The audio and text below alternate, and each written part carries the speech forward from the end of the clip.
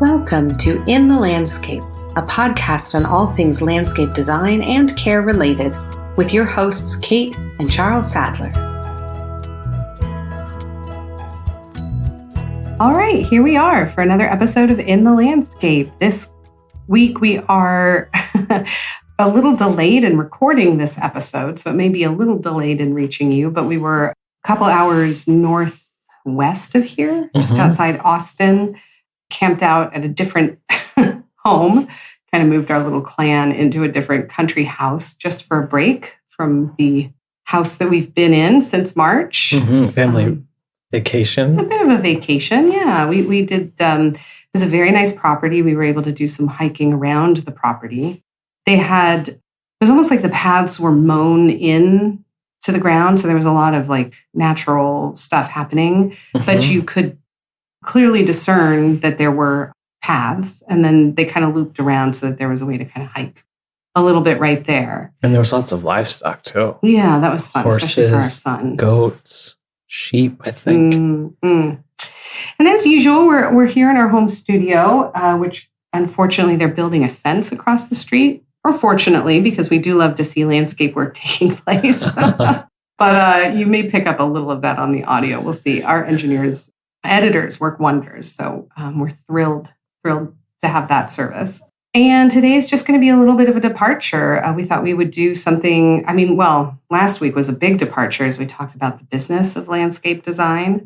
And today is just slightly different. We're going to be talking about cuttings, what to grow, how to do it, how to keep them fresh. There are flower design professionals who may have more to share on the topic. If you want to drop us a line or give us your impressions, we can certainly take a look. And we love mentioning listener contributions on the show. But where would you start in terms of cuttings? What do we need to think about? And I guess the reason it does seem a little bit like a good fit is that we're so aware of pruning. And so we're doing a lot of pruning away of material. And then how can that possibly be recycled into design, or can you engineer it so that you're both pruning for the plant and taking away something aesthetically pleasing? Right, you sure can. I think if there's a property in the Northeast, which we planted in a naturalistic style. And so if a garden survives and thrives, it generally needs some pruning. And so even foliage, the plant that comes to mind is bayberry, which is a pretty foliage plant. So cuttings, of course, flowers are often like the centerpiece, like literally, of a cutting garden. But foliage also can be very pretty. Like if you visited a florist, they might use filler plants, such as different types of ferns or hypericum or baby's breath. And so you could grow those yourself, like hypericum is a shrub, baby's breath is a flowering plant. But also what might seem common, maybe you have cedars growing or boxwood or viburnum or euphorbia. So maybe you have plants in your garden and you wouldn't think that's not that exciting, but it's part of a bouquet. It could be pretty. And there could be a centerpiece might be a foliage plant that had silver foliage or a flowering plant. And our house here in Texas, we're still developing the garden, but the house that we moved from, the townhouse in New York, we would do lots of cuttings where I would be out there in the garden doing needed pruning of, let's say, hydrangeas or other plants. And then that would make its way into a vase or sometimes several vases. So a nice place to start is certainly with the materials that you may be removing from plants to begin with. I know one seasonally popular plant in particular, although I guess it is popular indoors at all times, but you came with a bunch of boxwood cuttings one time. And I did try my hand at a wreath, which was not easy. It was modest, but I think perhaps even the cuttings had already been treated with an anti-desiccant. Oh, right. Which is done. We often suggest that depending on the exposure. So it's like a waxy-like coating that you spray. In the U.S., we celebrate Thanksgiving, which is toward the end of November. So that's usually a good time in a temperate climate to spray. And it helps the plant from getting windburn. So the cuttings were perfect at that point to kind of have in a preserved form, which was really nice. And you could even do that, actually. You could spray it with an anti-desiccant, or there's other floral products that you spray to make, it makes the foliage shiny. Now, something you mentioned kind of while we were thinking through this topic, it was really important from a design perspective, was the concept of scale. So you mentioned we would do cuttings, and maybe we'll even post some of the arrangements we did with our own cuttings from our yard, or maybe even that boxwood wreath on our social media pages just for fun. I was always recycling the vases you get when someone sends you a flower arrangement. That's kind of how I collect the few vases I have. But I thought immediately of the flower arrangements in the bathrooms at Bryant Park. Oh, right, which is famous, actually. Yeah, so you can even look that up online if you want to get a view of them. But you go in and they're just stunning, and they're in these giant sort of urns, and the scale is over the top. And I might not have enough cuttings from my entire yard to do that once, let alone as often as you would need to. But we go and we buy potting, containers for growing our plants outdoors, and thinking through maybe sizing up our scale, especially if we're getting a lot of greenery that can kind of fill in an arrangement. We can maybe reimagine our arrangements with the cuttings from our own yard. Right, the scale, the containers for cuttings, flowers, in a way, it almost creates a stage. It's a little different than a pot, where the plant is in the pot, it's right there. So with the good floral designers, interior designers that I've worked with over the years, they're so experienced with that. So they're thinking it's a large, let's say you enter a home, there's a large foyer, there's a beautiful antique round table. Let's say it's a taller ceiling, that's often common. And that space is often not used vertically. Let's say the ceiling's like 14 feet tall. So a good designer would think, wow, we don't want to go to 14 feet, but an average person is about 6 feet tall. If you go, so it's taller than a person. So maybe it's a very large glass, like a clear glass container that maybe is up to like 3 feet.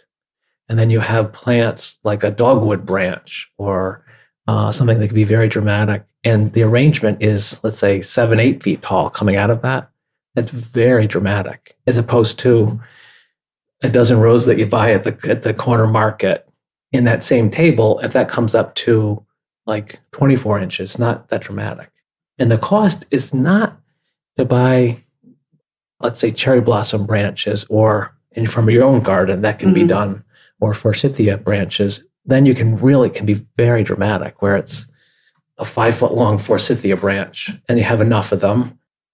And then that container that's more or less like the stage has to be scaled appropriately, and just from doing this over the years, if it's a wide mouth, either the branches are going to lay almost horizontally, or if you have a lot of branches or cuttings, then they'll start to be vertical. And so you have to think through.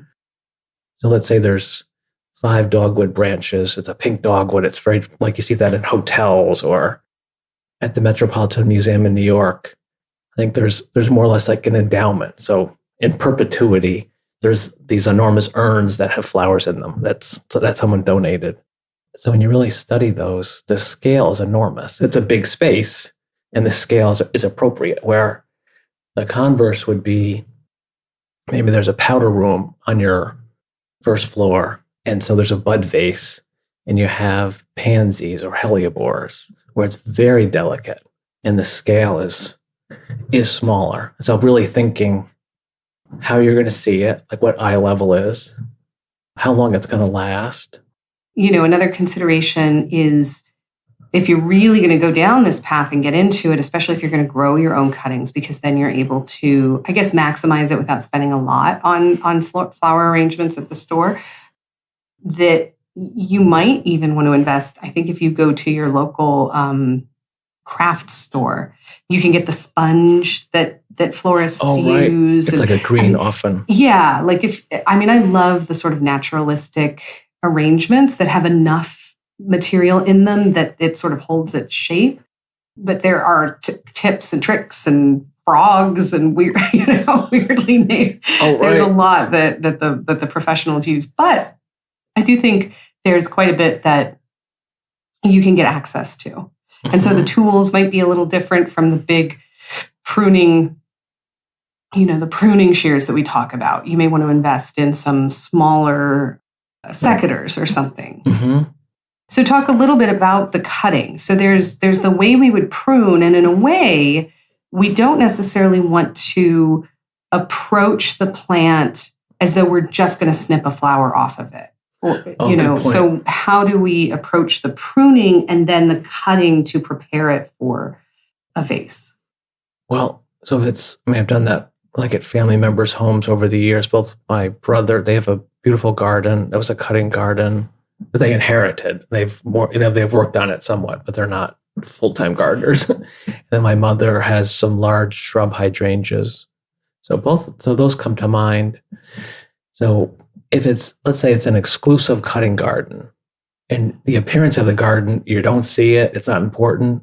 It's only a warehouse then maybe you do cut indiscriminately. You just go out and oftentimes, that would be quite rare. Usually the cutting garden, it should still look beautiful.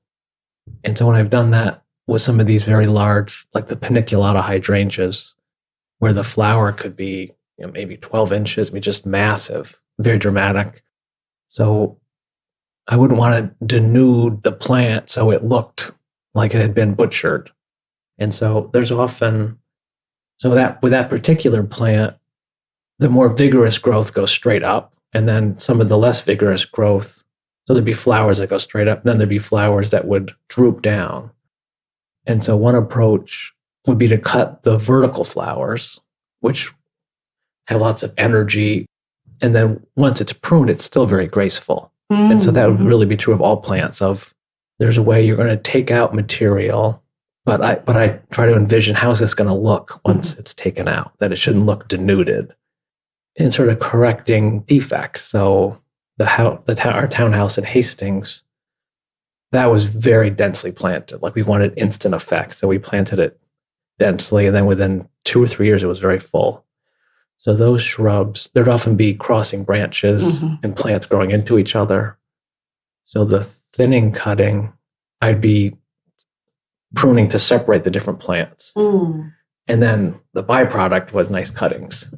So I often would think of it that way, that with many flowering plants, the flower has intrinsic beauty. Mm-hmm. So it often doesn't matter which one you remove on the plant. Mm-hmm. It matters to the plant, though, the architecture that you try to maintain good architecture. If you fell in love with a certain flower and you cut that indiscriminately, the subsequent growth, there might be awkward growth. The plant might become misshapen. Mm. So just a little bit of forethought. Mm-hmm.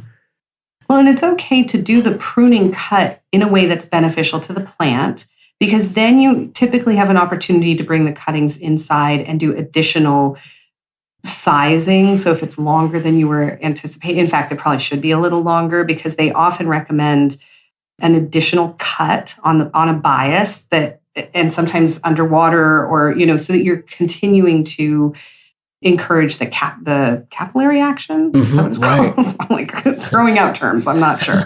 But you're trying to encourage water to continue to move up the structure of the stem, so that whatever you've cut, if you're not drying it and preserving it, presenting it that way, that it survives a little bit longer in the vase, because you can't extend the life that way. So it's good to be thoughtful of the plant as though every cut is a pruning cut, a thoughtful, good point, well sanitized, because the idea may be, well, I'm just going to go out with my kitchen scissors and snip some stuff off. But, we practice a lot of biosecurity and deal with plants that have had funguses introduced and things like that. And you can have sound practices even when I'm just going to go out and get a pretty flower for the table. So using a kitchen disinfectant is a reasonable thing. Isopropyl alcohol is even better, where you spray. You really want to soak whatever your pruning tools are. And a sharp tool. I mean, a lot of household scissors get quite dull. So you're Right. just gnawing at the plant and you were like, I'm just going to go snip this off. And then all of a sudden you're creating havoc in the plant. I've even used, sometimes I don't have the pruning tools right in the kitchen. Like maybe it's in the vehicle or in the shed. But using a serrated kitchen knife, which are particularly deadly. I've gotten when you're cutting vegetables. You can get a, but those are, for some of these cutting garden cuts, sometimes it's hard to get the secateurs in there, that it's a juncture. And so like a really sharp, the serrated knife tends to cut through more readily. So I've had good luck with that too. And I've seen with roses and with Japanese maples where we're trying to get into these nooks and crannies, you also have a set of pruners that are like almost needle nose. Oh, right. They're like those might be called like rose snips or, right, they're very pointy. Yeah. So knowing that you're going to have a way to get in there, just preparing yourself to do a cut that is healthy for the plant, I think is a good message. And having a basket, or I often use a bucket, having something, you can prepare it where you have water in the bucket. Yeah, that's a good idea. Or a basket, depending what you're cutting. Because sometimes it'll take a while. You're out there for 15, 20 minutes. Like I can imagine me doing it. And then there's some weeds. I pull some weeds. And then maybe I get distracted. Something else comes up. And keeping them in the shade is very important. So the plants, these cuttings, flowers or foliage, keeping that in the shade. Well, and we talk a lot about knowing your program. And it's interesting because as you start to think through having your own cuttings, doing your own flower arranging, there may be seasonal interest that you need to add to your own planted landscape in order to begin harvesting the kinds of cuttings you want. Like one of the plants that I love in the fall, forgive me, I don't know what it is, but it almost looks like a little paper lantern or almost a little pumpkin. Oh, right. And so having that seed pod, you need to be thinking in advance of... I feel so bad because it's a landscape podcast. I didn't look this up.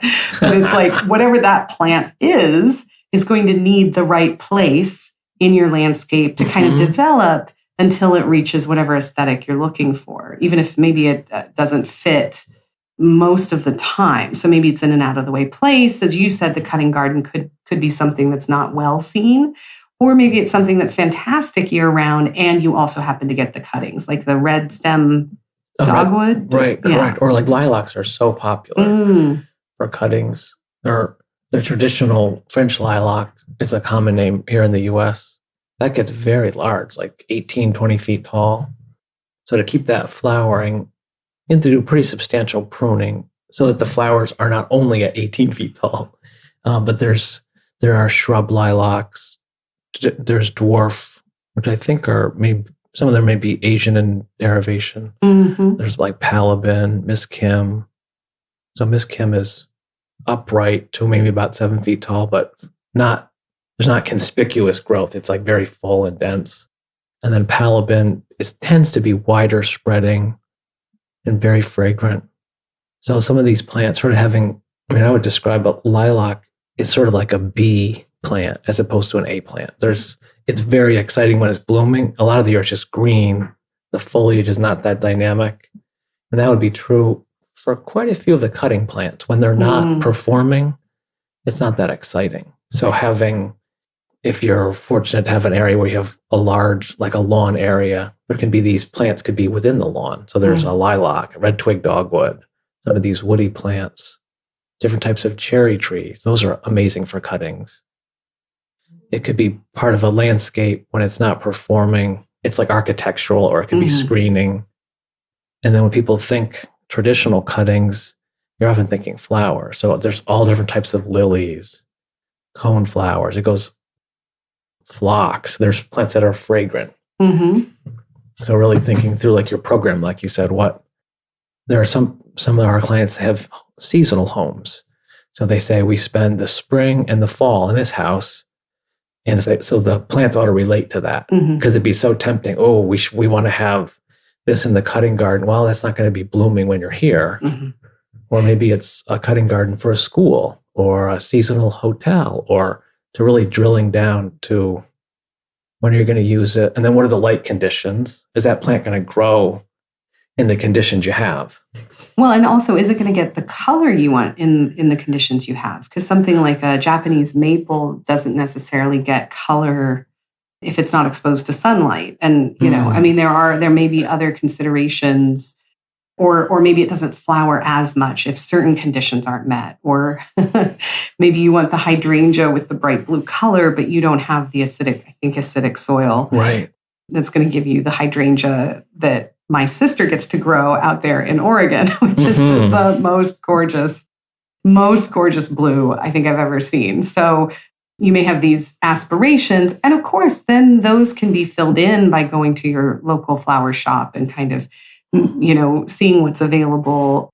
So maybe you're providing all the greenery or all the baby's breath, and then you have like these showstoppers that you can put in. You can supplement. Yeah, and maximize your budget that way, because it can be a lot. And then the issue I always have with cut flowers is that they don't last forever. Right, maybe. And I kind of wish they did. Maybe 5 days. I'm always very I don't know, philosophically upset by the dead flower in a vase. Like, it's like, right. Life is short. What are we doing here?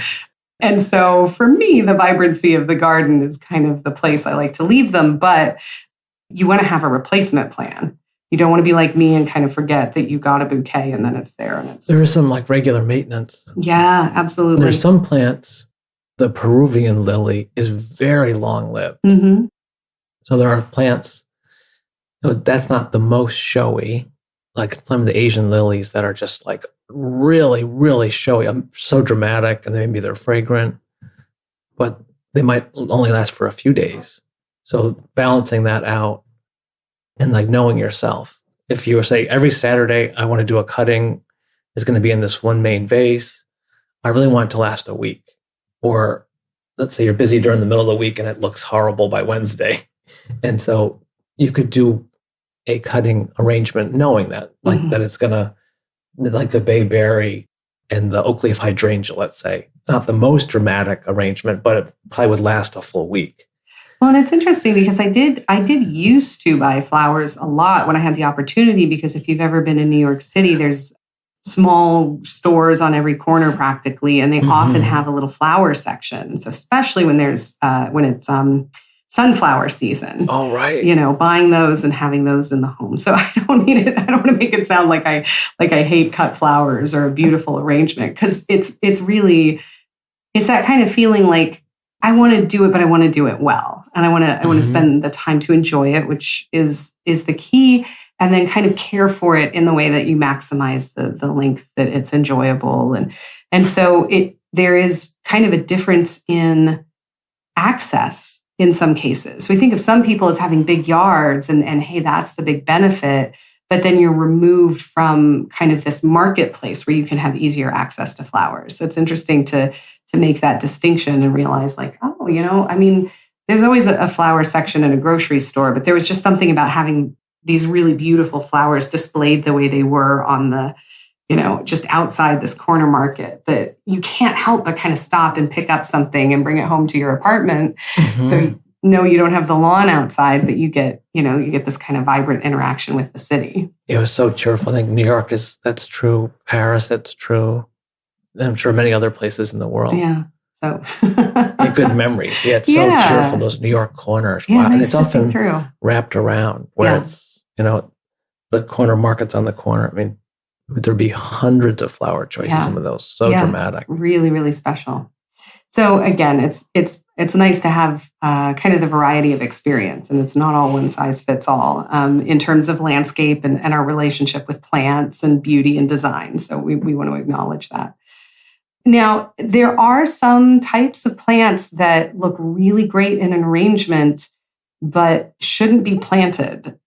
And so I think we've mentioned them before on our vines episode in particular, but I think it's that Japanese, there's the bittersweet. Bittersweet, right. That maybe was popular because it was a floral. Because of the berries. I think it was ornamental. Yeah.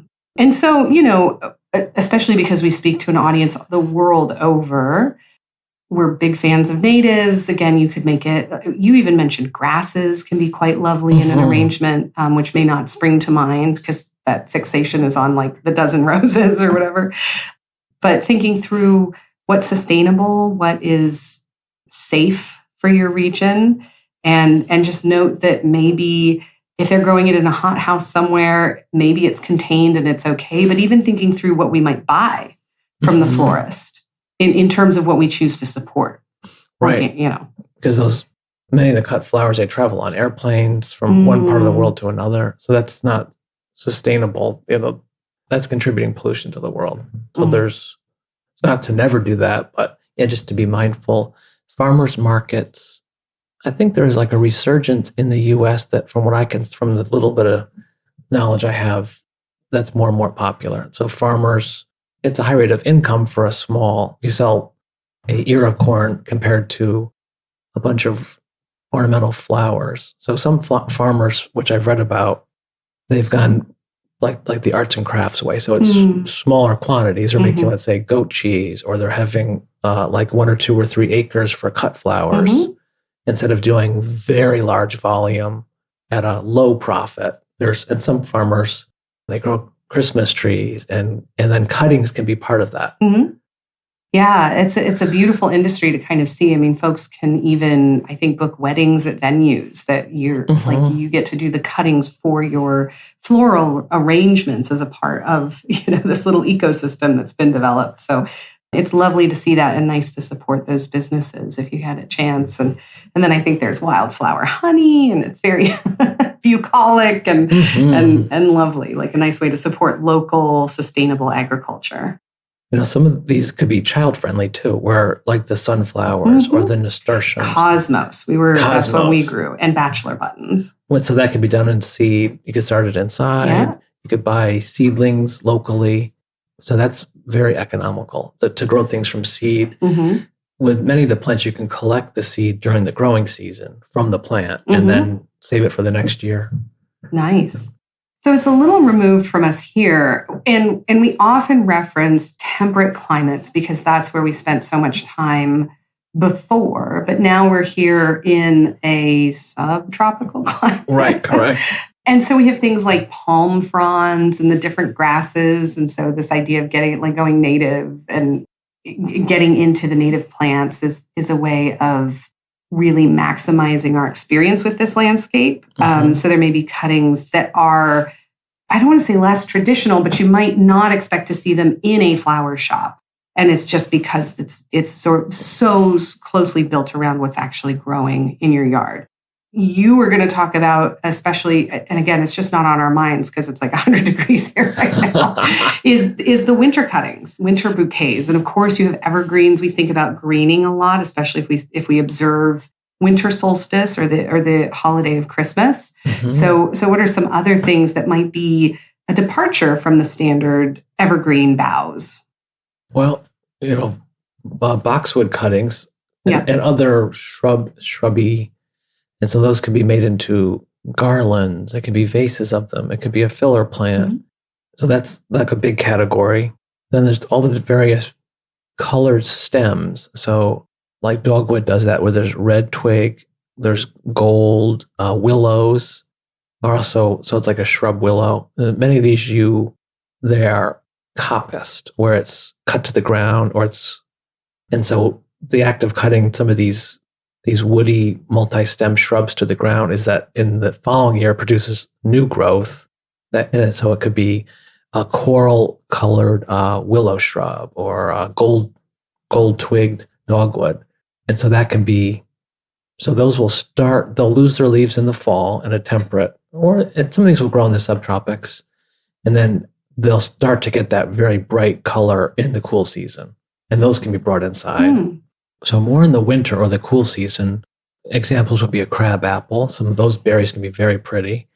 So other plants that would look great in the landscape outside, while it's cool, could look great on the inside, where they will hold the berries. Winterberry, holly, that also comes in similar to the dogwood, reds, golds, orange berries.